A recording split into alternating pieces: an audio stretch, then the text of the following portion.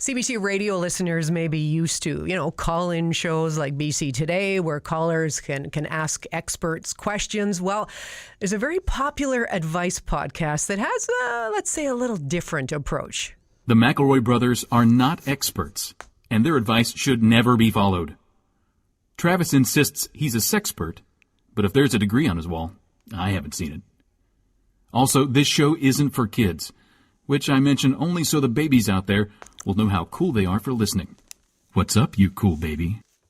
So that's the intro to My Brother, and Me. It's a weekly comedy advice podcast. Also describes itself as an advice show for the modern era. All three brothers are here in Vancouver today. They're going to be at the Vogue Theatre tonight. And we're so happy that here with us in studio is the oldest brother, Justin McElroy. I'm so pleased to be here. Thank you. Welcome to Vancouver. Oh, thank you. It's beautiful. It's lovely. As far as I know, Vancouver has perfect weather every single day. It is gorgeous so far, and I've only been here 8 hours. Well, okay. Well, just keep that up right across the country as you're touring. Okay. That's the word about Vancouver. Okay, but we do have to clear up any confusion right off the top here. You are not the Justin McElroy who works here at CBC Vancouver. He's currently on sabbatical. How often have you been confused with our Justin? Well, downstairs as recently as 5 minutes ago when the security guard looked at me very suspiciously and said, "You've been here a few times. Why are you saying this is your first visit?" It's like, hold on, let me back up. It's a different Justin McElroy. And then I had to say, I'm the American Justin McElroy, which seems bizarre. I've never really thought of myself that way, but sure, I'm the American Justin McElroy. It happens a lot because we have weirdly overlapping media presences, I guess you could say. Well, both kind of quirky media presences, would you say? There's a lot of, he stumbles into a lot of Disney ranking type things. That's very much, the guy knows how to fill out a button-down all-over print shirt just as well as I do. That's huge. I tell you, Gloria, this is not exaggeration. I like to track down the best donuts in every city we tour in.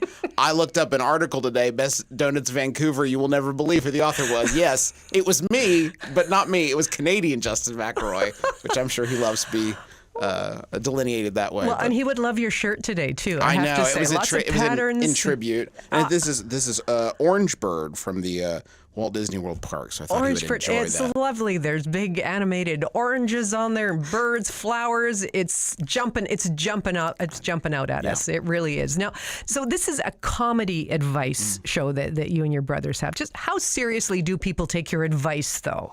Well, it's the kind of advice show where we have to have a disclaimer at the beginning, as you just heard, so it's not the best advice.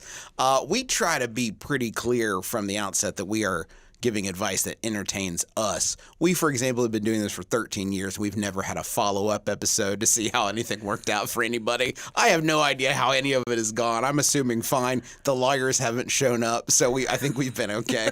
Now, when you take your show on the road, does your advice or does the comedy change with the geography at all? Here you are. Do you get into that West Coast of Canada kind of mode? Only when you bring up sports. That is what I found the one firebrand issue that will always get the crowd riled up. It works. It's always huge in Philadelphia. Just mention anything.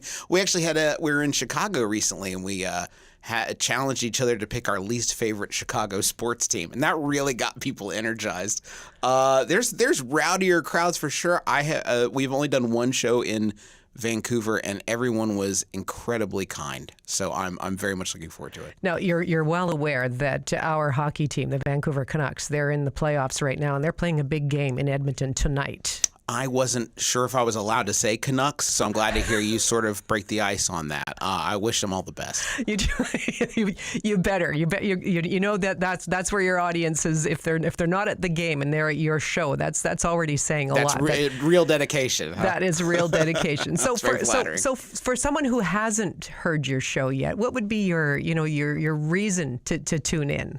Oh golly, it's so hard to say. I promise my brothers and I are funny, but darn it, Gloria, it's the best I got. I promise my brothers and I are funny, and we try to do our best to be kind and put sort of kindness into the world. And you know what? I like to think that's something that I share with Canadian Justin McElroy. I think we like to have a little more positivity. I do wish he had a long stint in crime that ended up with me getting a lot of interesting emails about bodies located throughout the country. So I'm glad he's off of that beat. My email's a lot less CSI than it used to be. Where did this start with you and your brothers? Was this around the kitchen table growing up? Yeah, my dad was a morning radio guy, and in our house, it was always a competition to try to make each other laugh, make our mom laugh. And then when my brothers moved away after college, we weren't really keeping in touch as well as I would have hoped. So it was very 2010 impulse to start a podcast to talk to your brothers. But that is what we did, and we chose advice because we're all kind of blowhards, and we decided to go with that. Luckily, it was early days. There were only like 7 podcasts back then, so we were able to get a foothold pretty easily. Okay, so you got the foothold. How would you describe that landscape today, though? Oh, it's impossible. Yeah, nobody should start a podcast. It's all celebrities now. There's no, I'm kidding. It's more diverse than it's ever been. There is something for everyone in podcasting. I think the challenge is just getting more people to tune in and feel like that's accessible to them. I'm still trying to get my great-grandfather to understand what I do, but I'm going to get there someday. I believe it. Where do you get your material? Like, what is it? Is it news of the day? Is it politics? Is a funny thing happened to me on the way to the coffee shop? What's your inspiration? Well, my brothers and my dad and I, we all work together, and we've all been we've been living together, creating material for 20 years. I mean, my middle brother and I convinced my youngest brother that the spaghetti that they had for decoration at the Olive Garden was an appetizer.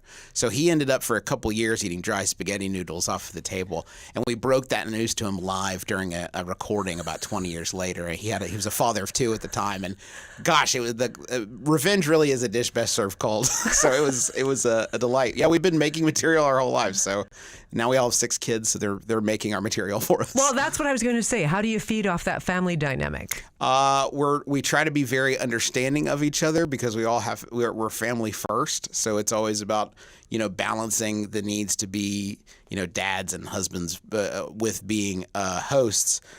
We did have to sort of there was a period where we were all really struggling with our young kids where the show became kind of a therapy session for 3 dads just trying to make sense of what their lives are now.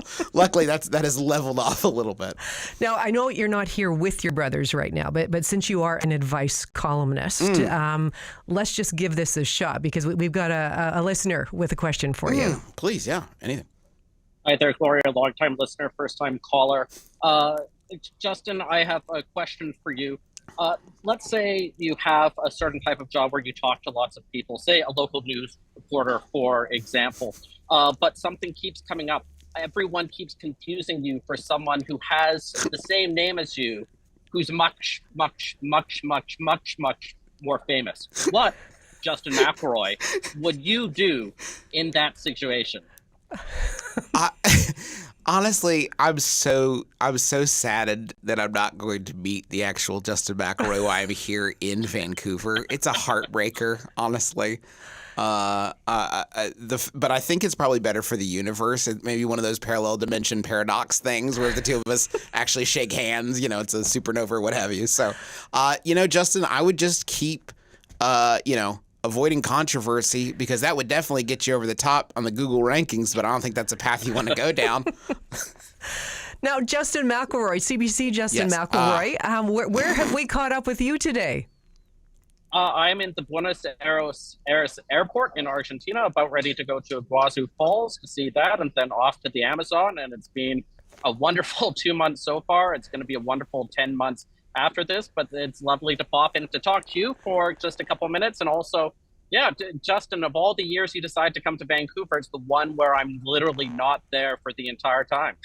Justin, our paths have diverged so wildly hearing about how you're spending your free time, my friend. The most exotic vacation that I prefer the Mexico Pavilion at Epcot. You have really blown me out of the water with this trek through the jungles. I will assure you, no one will confuse you for me there. If anyone sees it, with a machete in hand or what have you, no one will confuse the 2 of us. If I'm wearing a sun hat, everyone is panicking. This is just such a marvelous moment, getting two Justin McElroys connected right across continents even.